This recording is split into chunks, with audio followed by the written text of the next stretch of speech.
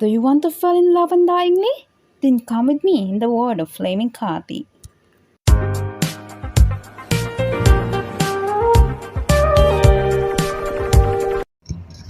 Flaming katy is one of the few succulent grown just for its blooms. Bright clusters of tiny red, yellow, orange, white, purple or pink flowers last several weeks. Flowers may be single or double. Kalanchoe plant has glossy green leaves with scalloped edges that can become red tang when exposed to full sun. Also, the thick leaves seem sturdy. They are actually quite brittle. Handle flaming katy with care because the leaf tips easily break off.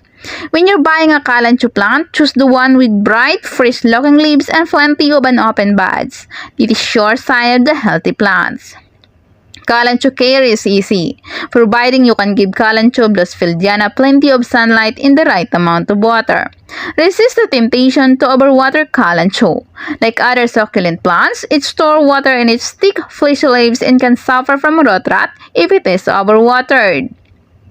You'll get the most flower by deadheading during the flowering season. Cut off flower stems after the blooms have faded to encourage small blooms. Cut them at the base of the plant to keep the plant looking its best. Wondering whether to repot or not? It's not necessary. Never repot a plant while it's blooming because it stresses the plant and may cause its flower and flower buds to fall off. If you want to cover up a plain nursery pot, just slip it into the catch pot. A decorative pot without drainage holes. It's a good idea to put small rocks in the bottom of the catch pot to keep the inner pot above drainage water. Wilted leaves? You overwatered. If you have been watering regularly and the leaves are soft and limp, the plant is likely suffering from rot. Slip the plant out of the pot and take a peek at its root. Are they soft and mushy? If so, you can toss out the plant. It likely won't recover. If flaming katy is wilting for no apparent reason, it may be infested with rot mealybugs. Mealybugs are the most common invaders. Watch for white, fuzzy patches near the leaf axils and under the leaves. Rot mealybugs could be the cause of wilted plant.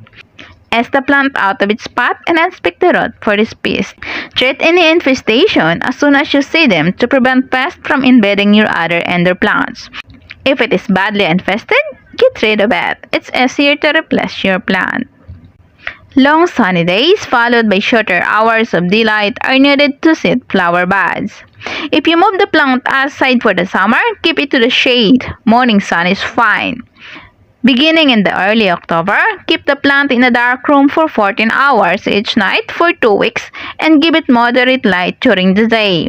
Water minimally and don't fertilize during this time. Shriveled, yellow leaves are a sign that it's too dry.